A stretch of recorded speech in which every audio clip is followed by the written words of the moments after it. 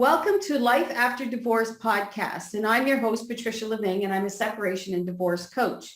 I'm really happy that you're able to join us today, and I decided to do a 10-series discussion with 10 people asking 10 questions regarding their experiences of divorce. I really feel this is important for new people who are going through a divorce so that they have some hope and see the light at the end of the tunnel. So I'm really excited to invite Travis as our guest today, and welcome, Travis. Thank you for having me. Thank you for coming out, and I'm really excited to continue this podcast because it's really interesting about the people stories that I've been hearing, and I've also recognize some of the similarities, which is kind of, I think it's our generation that we sort of went through certain things in our lives and sort of it repeats. So how long have you been divorced? Let's see. I've been divorced probably, gosh, it's been a long time. I would say my divorce was finalized about 15 years ago. Mm-hmm. But I separated from my ex about 23 years ago. Wow. And what, So it's been a while. yeah, and that's yeah, it has. And we're going to talk about your life and the progress of how you recovered through all of that. But how was your marriage? What was your marriage like? I don't speak a whole lot about it due to the fact that I have respect for other people. I have respect for my ex. Was it great? No. Should we have gotten married? No.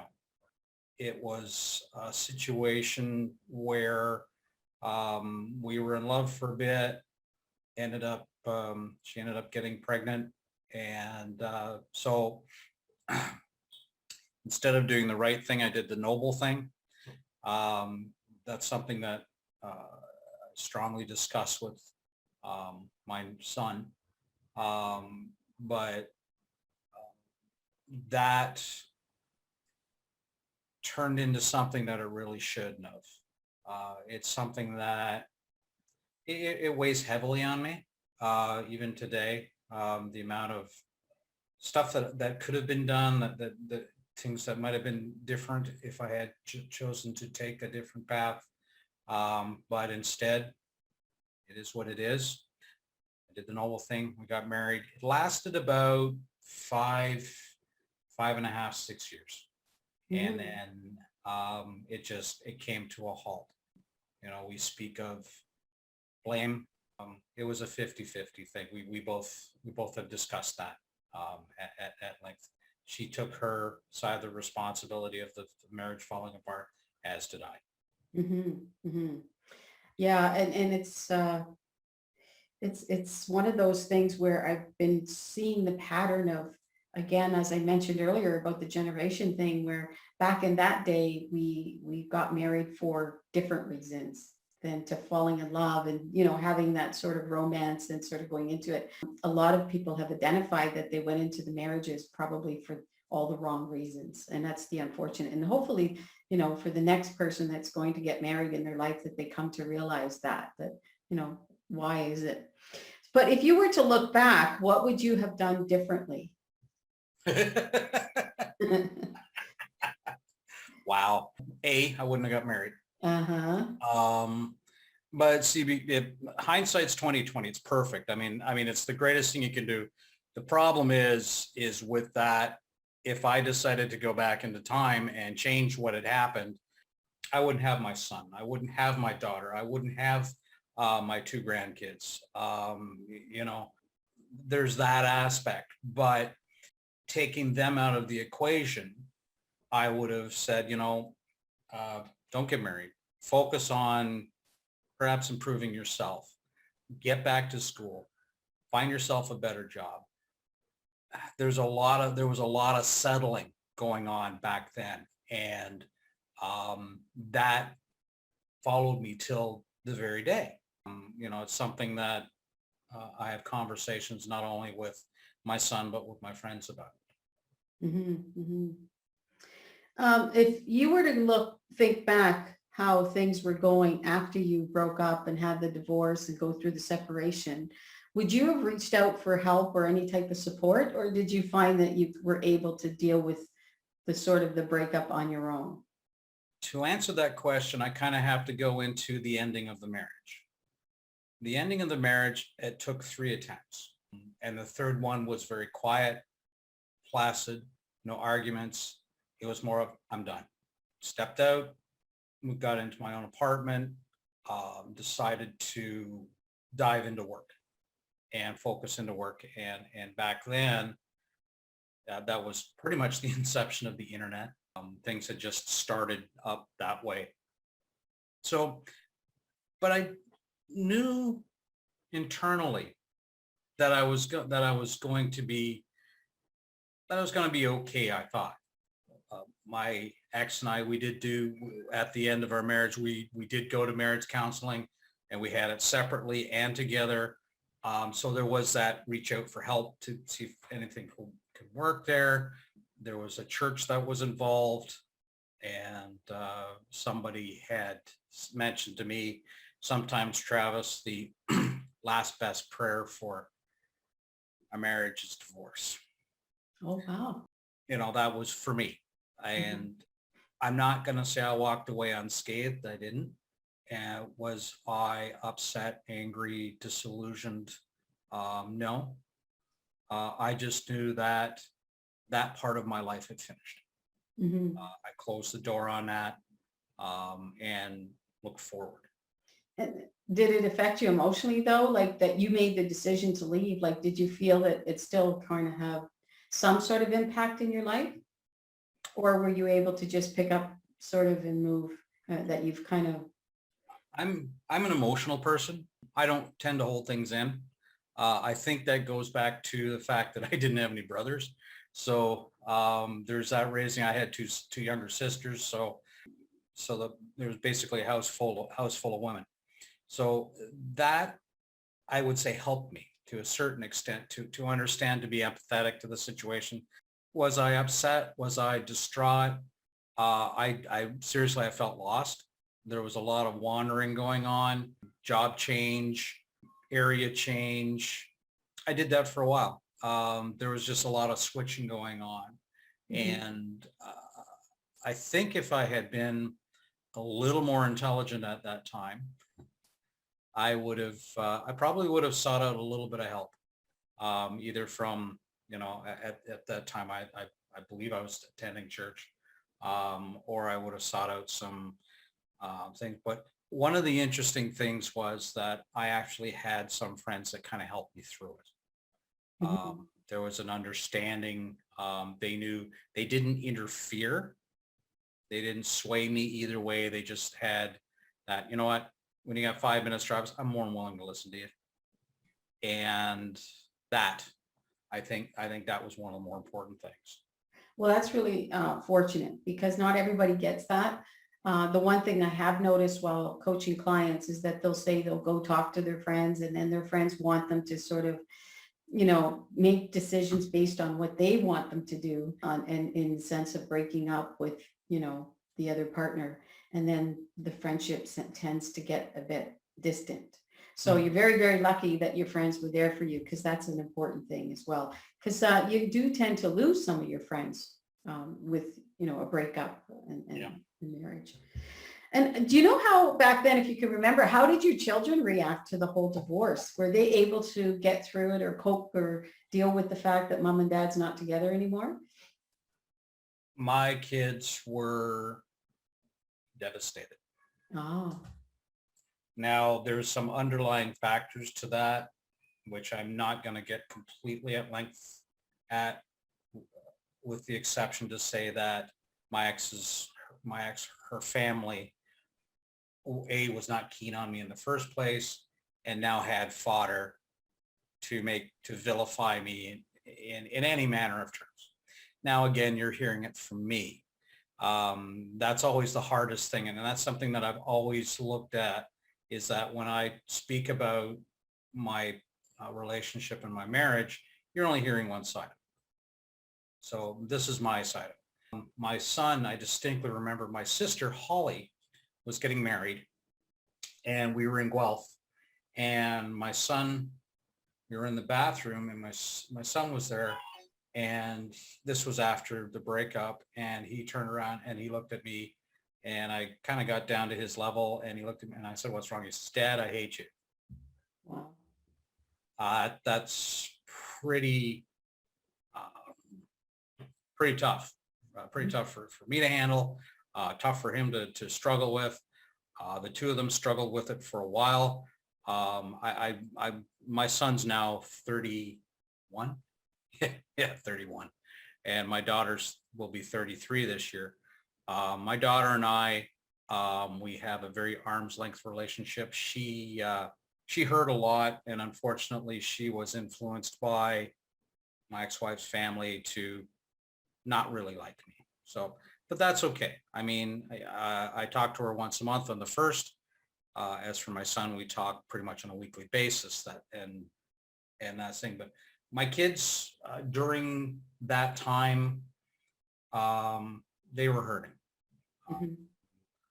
It was nice to know that one of my son's best friends, his dad kind of stepped up and became a surrogate father. Now I was friends with Jim's friend and his dad, and I had no issue with what was going on. He actually was asked permission if he could do so, and I said, "You're more than welcome to." Jenny, on the other hand, I think was a little left out, and I think that's what caused a lot of the scarring. I think she is still hurting today, and I know she probably hasn't forgiven me, and that's just something that I live with. That's that cross that I have to bear.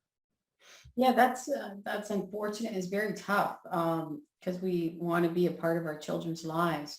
So if to kind of given someone sort of that is going through a divorce, during your experience, was there any way that you could sort of give someone an idea of what to do with children in that case? Like, was there some sort of connections at some point that you were able to say, wow, this works or this didn't work with the connection of your kids? Something I learned a little later on that I wish I had started earlier: consistency. Okay. Being consistent in your kid's life. If you are going to be there, or say you're going to be there on a Saturday, be there.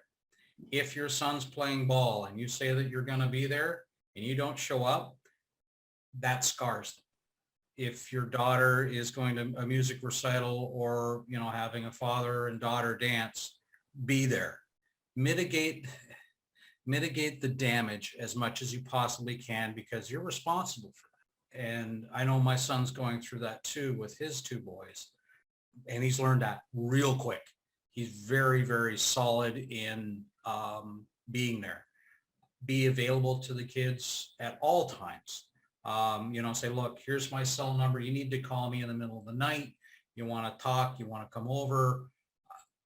You just be open and available. I wasn't for the longest time because I lived a fair distance away, and that I could see causes of that the cause and effect of that is relevant, and is very palatable actually at times. Mhm. Well, good. I'm very glad that you shared that because that's really good information for people to know. Again, looking back, what was the biggest challenge that you came across after your divorce? Was there any kind of big challenges that you kind of faced? Figuring out who I was, Ah, figuring out that doing the right thing and doing the noble thing were actually two different things. And figuring out that I'm okay, that there isn't something defective with me, that nobody would want to date me or that. As a matter of fact, it spun a different way for me. The challenge, I think, for me a lot of the times was talking about it. I didn't talk a whole lot about it. I had my friends, I had my good close friends, and they knew I was divorced. They knew that I was, uh, searching for a companion. We all kind of hung out together and talked together, but we never really got into the meat and potatoes of that end of it. We did get into the meat and potatoes of who we were. I was blessed to have probably 4 really, really good friends, and I'm not going to mention their names, um, but I love them dearly. And they saw me through a bunch, and I think I saw them through just about as much, um, of trying to figure out who we were after, and that we were worth something. Your self-esteem sometimes takes a bit of a hit, and of course, if you're more of an empathetic person, it takes that much more of a hit. You try your best not to become the pendulum swing, because sometimes when we deal with something, we go, okay, I need to correct this, and then you swing to the other side and you become stoic or unreachable. There's that divide of trying to figure out who you really need to be for yourself. Mhm. Yeah, no, I completely agree. And I understand that. That's why I offer my course, because I want people to reach out so that I can give them that opportunity to sort of discover themselves and go through all the grieving processes and the emotional part of it and the fears that you get. And that's why I really introduce it. After hearing different people, I picked and choose certain topics that I work with clients for that reason. So, it's sort of a struggle at times. How long did it take to really finalize your divorce? Like once you sort of went, Always, that's always a laugh for me. okay, Um, because there was like a 10-year period. oh, wow. I was just separated. Yeah. It didn't matter to me. I mean, Uh-huh. I dated here and there, and someone said, well, are you divorced? I said, well, not really. I'm just separated. How long have you been separated? 5, 6 years. Well, why don't you get yourself a divorce? Just to me, if I was getting a divorce, that just was a preamble to me getting married again. Ah, So it really didn't matter to me. And some people just, their minds boggle. Well, why don't you just get a divorce right away? What's the rush? I'm not looking to get back with this person. That part of my relationship's done. She's chosen to do whatever she's chosen to do. If she wants to get a divorce, knock yourself out. You apply, so on and so forth. It wasn't until 10 years later I got involved with a young lady, and it got a little serious, a little more serious than I expected. And then I got a divorce. It was the great thing about it is there was no no properties, no valuables, and because 10 years had passed, um, it was, there was nothing there was no financials to argue about. The child support was there, and so on and so forth. So that was all handled at the separation. The divorce, I went in, signed some paperwork. They sent the paperwork out to her. She signed it. Boom, bing, bang, boom. It was done. It was the cheapest thing that I've ever spent money on that had anything to do with my life. And not everybody will. I'll tell you that right now. Not everybody will. Anybody that has properties, finances, things that they have together, businesses that they have together, my heart goes out to you. It really does, that because that's got to really tear things apart. I was actually fortunate to be poor. It made it a little easier and a little cheaper to get it done. And I got it done and had it finalized. And yeah, so that was it. yeah. Yeah, a lot of people go through a lot of things, different ways, whether it's the assets, and you're right, by not having a lot, it really does take a lot of strain off. But did it impact your relationship with women? Do you think that maybe it caused problems? I know you said you met that one special person, but do you think that maybe you would have been able to sort of connect quicker if you thought you were divorced quicker? No, No? no. People would have asked me, and I can go through um, the relationships that I've been through, and some of the women that I dated, and some of the conversations that we had, and they said, well, why haven't you been divorced? I said, I've seen no need or no rush to get it done. There's no intent on going back. And I know I apologize for repeating myself, but that is the type of conversation I had. Mhm. Did it hold me back from seeing somebody else? No. I knew after 10 years, and I had actually, to be very frank, I started dating about 2 years after the separation. So you actually waited 2 years. So was that because you wanted to get yourself together? I just didn't find anybody available at the time. Okay. You weren't looking and you weren't kind of scouting around. You were just, Just, you weren't in a just, rush. I just, it was whatever. It just happened. But no, I just, I don't know. I'm at a loss for words on that one. Mm. But for the conversations I've had with women in regards to the fact, well, why aren't you divorced? And I would ask them, I says, well, why? And I know it's impolite to ask a question or answer a question with a question. But it always deemed me to ask that. I says, well, why is it so important to you? Because I wanted to understand why it was important to them. I said, if you want to date me and I'm not going back, really, what does it matter? And if we want to get married, then I'll get a divorce. I mean, it's getting easier and easier and easier. I mean, great Scott, you can buy kits at the divorce Walmart kit, the discount. Well, I don't know about that. That's the ones with no money. But, in that category, because the ones with money, it's not going to work. Yeah. But it's again, I didn't trivialize it. It just was, I wanted to know what they thought. And maybe for me, that was a touch tone point. Yeah. Are you serious? That's a good, yeah. I don't recommend everybody do it. It worked for me. It may not work for everybody else. Mhm. Oh. So if, what advice would you offer anyone, who's going through a divorce? Any advice at all that if you look back, would you say, hey, I would really recommend this? For the love of God, be amicable. Okay. Seriously. I still want to swear, but I know I'm not going to. Because it is so important. I've seen so many. I've seen friends of mine that just, they've divorced and they just tear each other apart. I mean, why? For what? Really, it's just, it didn't work. Move on. Sometimes you just got to let things go. Does it really matter that she wants the house and that you want the car? It's just stuff. For the love of God, be amicable. It'll save your sanity. You won't be stressed. You won't spend your time.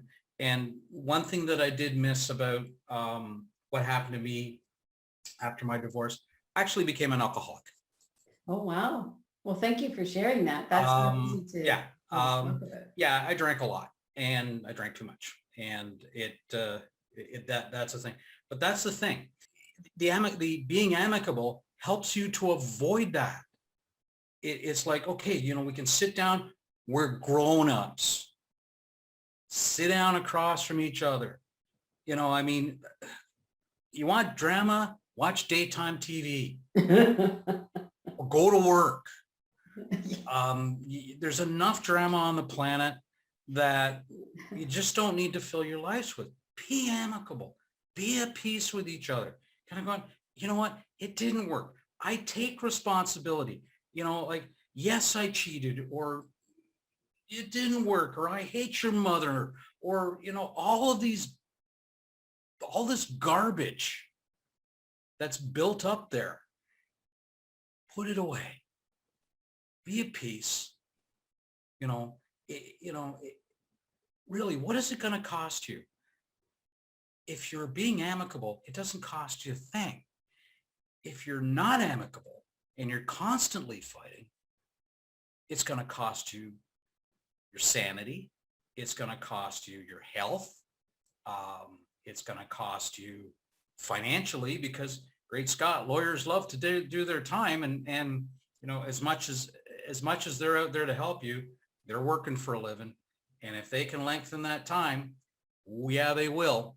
If it's just about stuff, It's just stuff.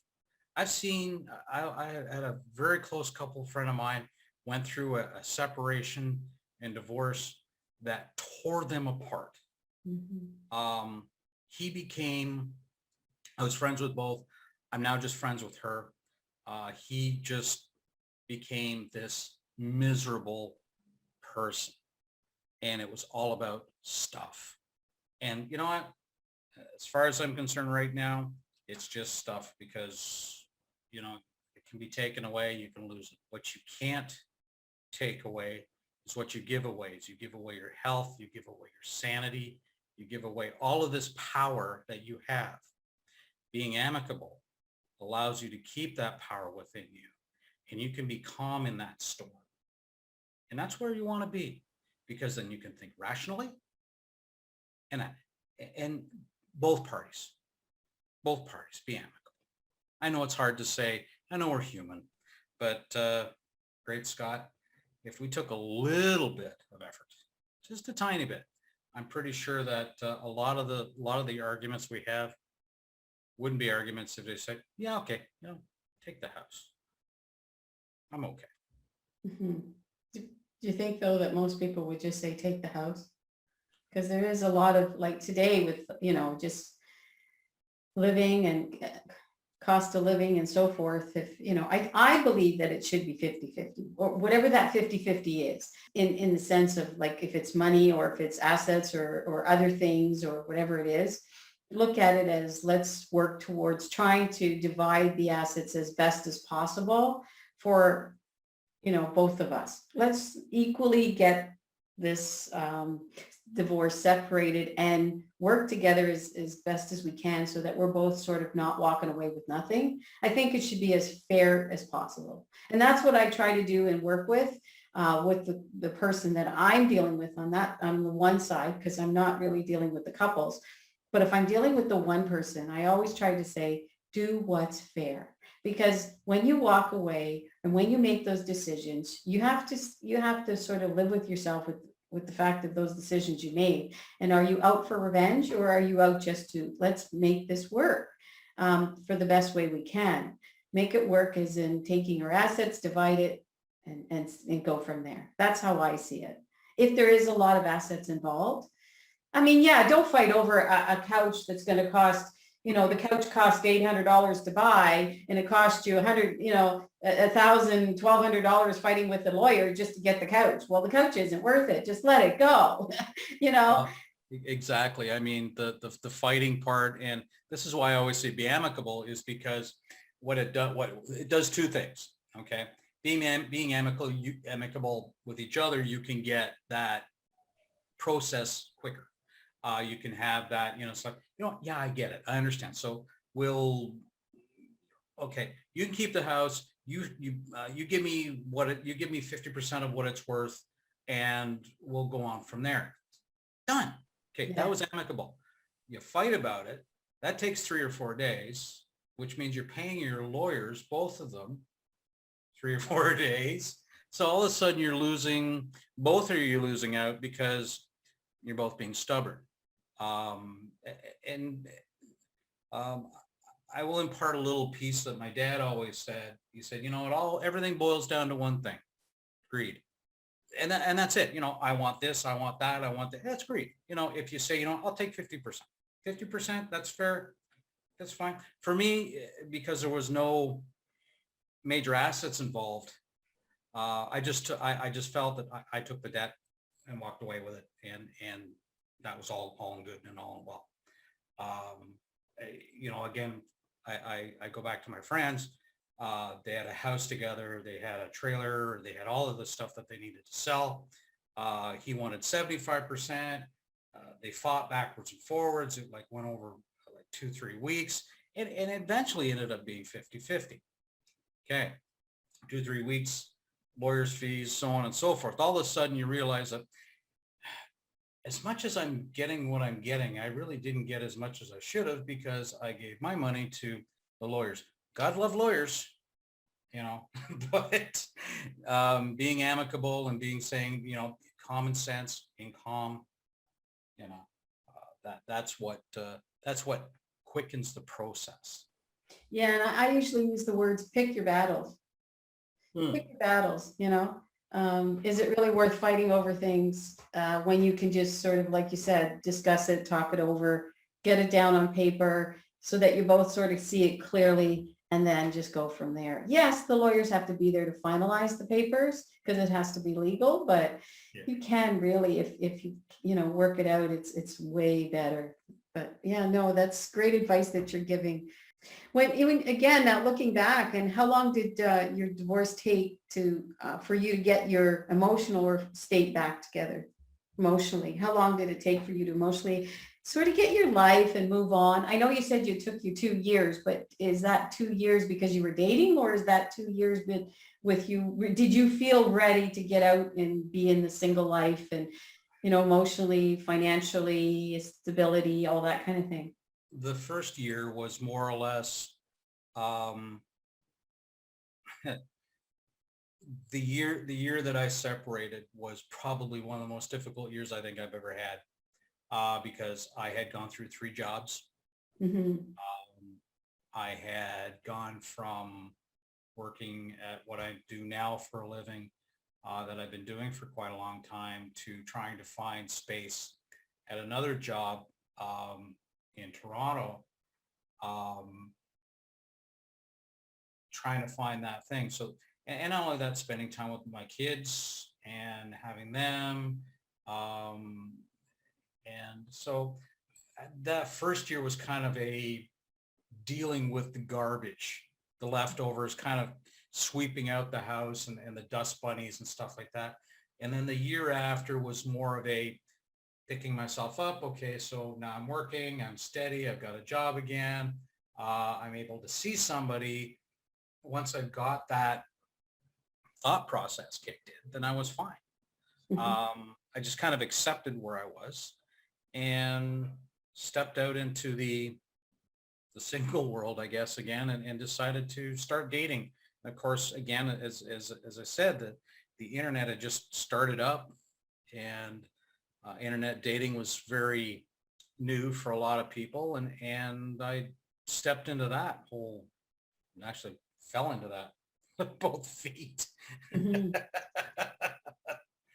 After all the things that you went through and your children going through, and now that you've kind of gotten your life back together with your kids, which is wonderful, or to a certain degree, um, is there anything that you would want to give advice on, or tell us about your experience that you can offer? That's our last question.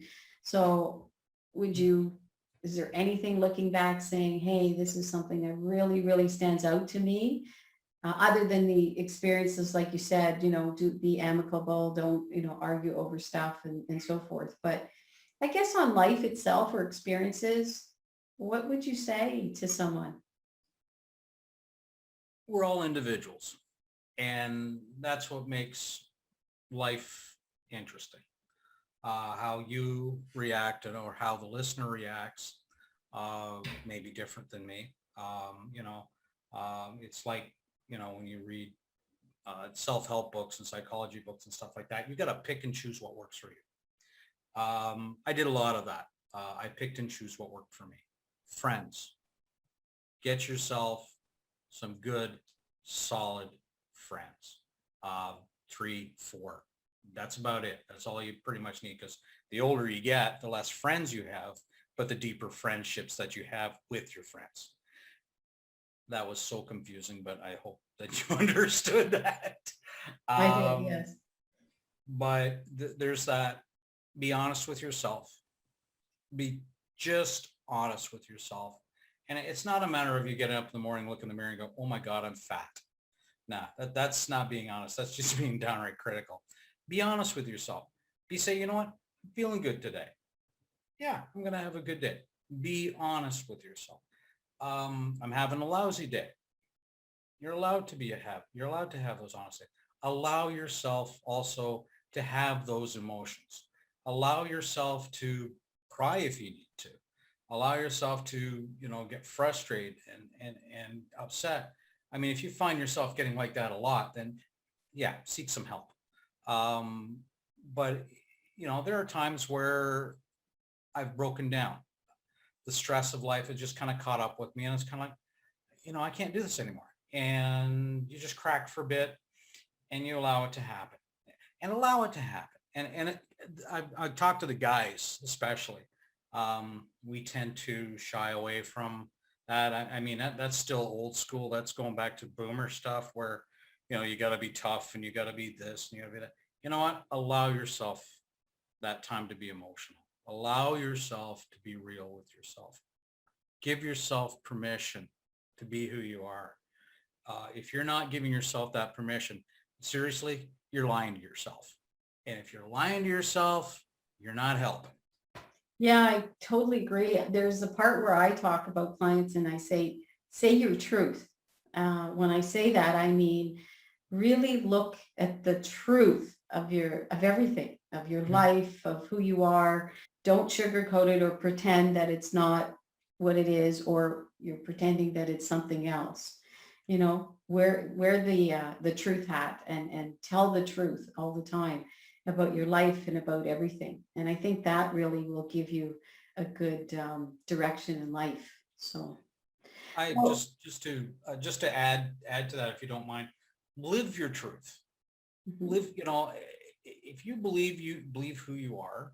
I've had the opportunity to meet a young lady, and she's been on TED Talks and this kind of thing. She talks about certain types of things. But one of the things that she's always impressed upon me, and she's always lived, she says, live your truth. And it's your truth. It may not resound with somebody else, but live your truth. yeah, that's exactly what I mean. Yeah, I agree with that. Well, again, thank you very much, Travis, for participating. I really would like others to join us and listen into the rest of the podcast, because I think hearing these stories from other people is just, it's been a really great experience to see, how they dealt with things and how they went through their lives and the divorce themselves. And the last words, as I finally say, is remember, there is a life after divorce.